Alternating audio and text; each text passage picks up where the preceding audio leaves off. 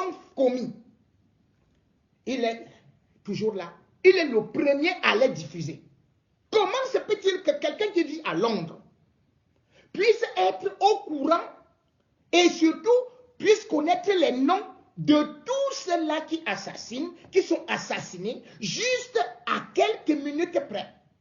Même quand on est journaliste, dans des crimes surtout qui se passent en brousse, il nous faut du temps pour pouvoir enquêter. Et au-delà de ça, on ne peut pas connaître aussi facilement l'identité de la personne en quelques minutes. En quelques minutes. Ces vidéos ont souvent été utilisées parce qu'on voulait démontrer que c'est les Ambazoniens qui commettent ces crimes-là. Or, on se rend compte qu'il y a un deal entre le gouvernement et plus particulièrement à Tanganji. Le colonel Émile Bankui et Nkonda Titus. Nkonda Titus a donc été chargé par le régime de récolter certaines informations qui sont fausses, de les diffuser et aussi de contrôler les réseaux sociaux. Vous avez d'ailleurs pu constater que les Ambazoniens, leurs chaînes rapidement sont parfois détournées ou même peuvent disparaître. Et d'ailleurs, même nous autres qui parlons comme ça, vous pouvez constater comment est-ce que nos audiences sont baissées, parce que c'est Nkonda Titus qui maîtrise non seulement les réseaux sociaux, mais le gouvernement l'a placé avec Facebook de telle sorte que ces vidéos à lui, quelles que soient les horreurs, ne sont pas, même sur sa chaîne, ne sont pas sanctionnées. Vous voyez comment on égorge des femmes, on égorge les mamans, on égorge les enfants, on brûle. Il montre ces vidéos qui ne sont jamais sanctionnées. C'est des crimes horribles qui sont commis par les agents d'Atanganji. Parce que le but est de vouloir montrer que les anglophones, ou plutôt les Ambazoniens, c'est une organisation terroriste. Ils n'ont donc pas réussi parce que les Américains ne sont pas cons. Ils ne sont pas tombés dans le panneau. Ils ont vite décrypté. Ils ont su comment est-ce que ça se passe. On a donc expliqué cela à Biya. Puisque, ne serait-ce que cet individu, qu'on appelle Nkonda Titus, qui était dans la marine, qui était enfin, dans l'armée anglaise, et qui est un ténébreux, il arrive à Yaoundé. Il prend chaque mois 25 millions. Avant, on lui donnait 15 millions. Cette fois-ci, il prend 25 millions pour faire la propagande anti-anglophone. Et il implique et peut culpabiliser, peut faire condamner n'importe qui en faisant juste un faux montage.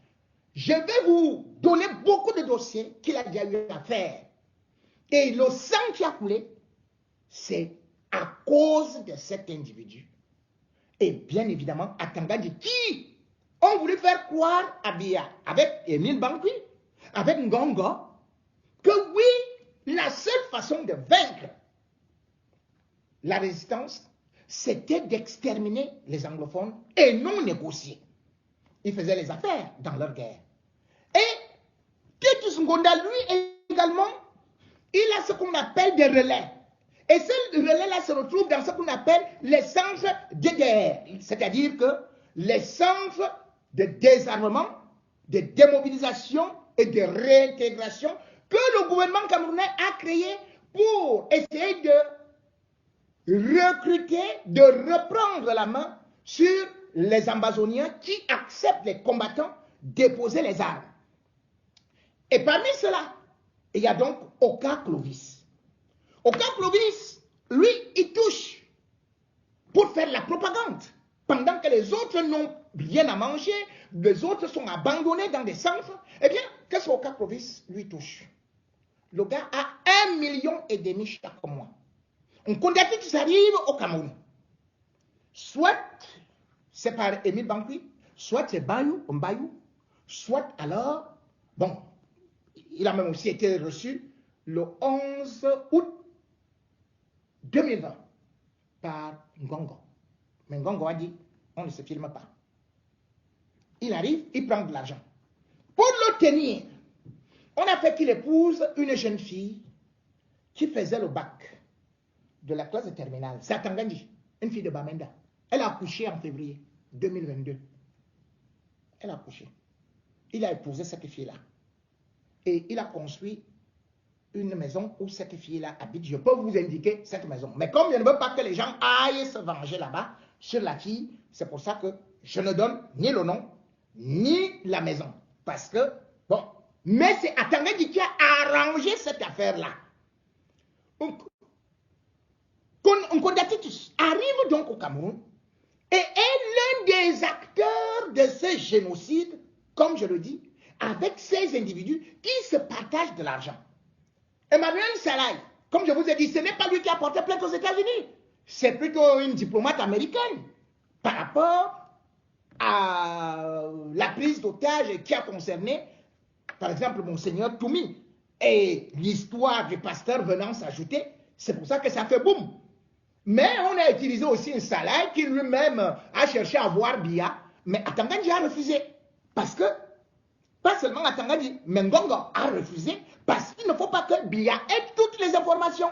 Qu'il sache plutôt que cette guerre ne sera jamais gagnée et que c'est avec ça qu'il va tomber, qu'il préfère que ça pourrisse comme ça pour que l'argent sorte et que quand lui il va tomber, et ils vont rapidement récupérer leur place selon leur scénario. Cela a donc été démontré aux États-Unis. C'est donc là où Biya découvre maintenant. Et c'est pour ça qu'il va partir au dialogue. Ce dialogue, je peux vous donner les personnes. Je vous donnerai les personnalités qui sont concernées et qui seront obligées de négocier. Si vous ne négociez pas, eh bien vous allez tomber. C'est comme ça. Personne d'ailleurs ne pourra, il y aura des mandats d'arrêt internationaux, il y aura un tribunal, comme celui qui a été organisé au Rwanda, et on va tous les arrêter. Il faut le savoir. Donc, Nkonda Titus a utilisé ce garçon. Et ce garçon, qu'on appelle Clovis Oka, a commencé à faire des vidéos pour dire comment est-ce qu'ils sont bons au niveau des DDR, alors que des gens sont en train de souffrir là-bas. Alors on l'a arrêté. Les gars des DDR lui ont fait la fête, une vraie fête. On l'a tabassé. On l'a enfermé dans une cellule. Et il est presque tombé évanoui. Et par la suite, on lui a demandé de faire une autre vidéo. Au lieu de faire la propagande du régime. Et la propagande de son gars, il a donc commencé, donc Nkonda Titus, qui dit, parce que eux, comme lui là, oh, ce sont des gens qui ne sont pas convertis, oh, ce sont des faux, machin et tout, ils sont encore ambazoniens. Là, voici, je vais vous faire voir comment est-ce qu'on l'a arrêté dans le DDR. Lui, il habite Yaoundé, il va seulement dans le DDR, là-bas, pour faire des vidéos. Le voici. Oh, voilà qui est arrêté.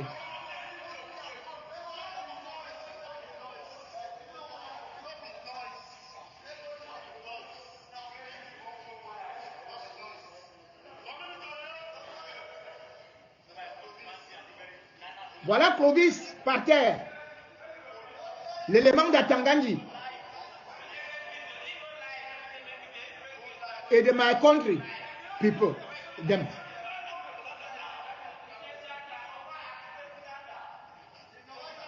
Voilà le traitement que ses anciens collègues le réservent. Il est par terre.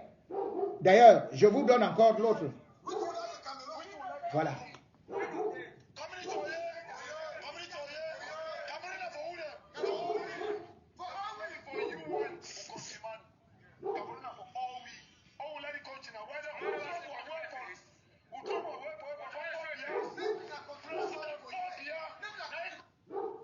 Donc, on vous fait comprendre que la guerre est finie, non? On vous fait comprendre que les ambazoniens c'est terminé et qu'eux tous, ils sont bien dans des centres. Les voilà donc. Voilà le gars qui est en train de... Oh, voilà, qui pleure là avec le sang. Vous voyez le sang? Vous voyez?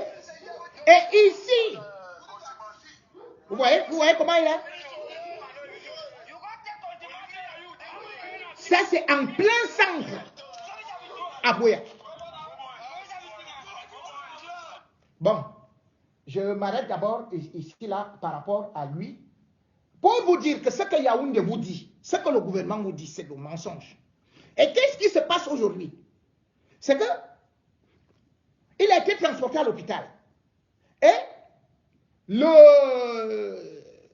autorités camerounaises ont décidé de contre-attaquer. Qu'ils doivent aller au centre de démobilisation, désarmement et réintégration. Qu'ils vont faire des arrestations là-bas. C'est le commandant qui veut lancer l'assaut. Les ambazoniers ont dit, non seulement ils ont bloqué les entrées, ils ont dit, cette fois-ci, c'est la guerre totale. Donc vous vous rendez compte, on ne va jamais vous donner cette information-là à la CRTV. C'est maintenant une autre révolution qui vient de commencer dans les DDR. Et c'est ça qui est très dangereux. Parce qu'aux États-Unis, tout comme l'OIM, c'est-à-dire l'Organisation internationale des migrations, a demandé à Biya qu'il y a déjà trop de crises au Cameroun. Il y a la crise de ce qu'on peut appeler Boko Haram. Depuis 2014, il a dit qu'il va vaincre Boko Haram. Il n'a pas réussi à vaincre Boko Haram. Et maintenant, voilà les ambazoniens. On lui dit, mais où sont les DDR à Tangandji? Qu'est-ce qu'on fait? On va filmer avec ma conduite, on envoie des fausses vidéos où on montre lorsqu'il y a une personnalité qui arrive, Faye Yengo Francis, c'est lui qui est chargé de ça. On va louer soit les ordinateurs quelque part, on va louer quelques appareils, on vient les positionner, on filme. Et on montre que ces gars-là sont en train d'être réintégrés. Or, ils ne sont pas en train d'être réintégrés. Ils sont plutôt en train de se révolter maintenant, puisqu'ils ne peuvent que manger un peu. Ce qu'on leur avait promis, les formations, ils n'ont pas. Ce qu'on leur avait promis, comme par exemple la réintégration dans tel ou tel secteur d'activité, ils n'ont pas. L'argent qu'ils devaient avoir comme fonds de redémarrage, ils n'ont pas. Et ceux qui sont en bourse leur disent quand même, vous voyez donc comment les gens là vous ont piégé. Vous êtes partis à Yaoundé. Et puis, subitement, vous êtes déjà en train de pleurer encore. Revenez donc nous rejoindre. Qu'est-ce qui va donc se passer? Le Cameroun, aujourd'hui, a perdu le temps en créant ces centres qui ne servent à rien, alors qu'ils auraient dû négocier. Prenez seulement le cas, laissons même les anglophones. Quand vous prenez seulement Moura, le centre de démobilisation et de réintégration des anciens combattants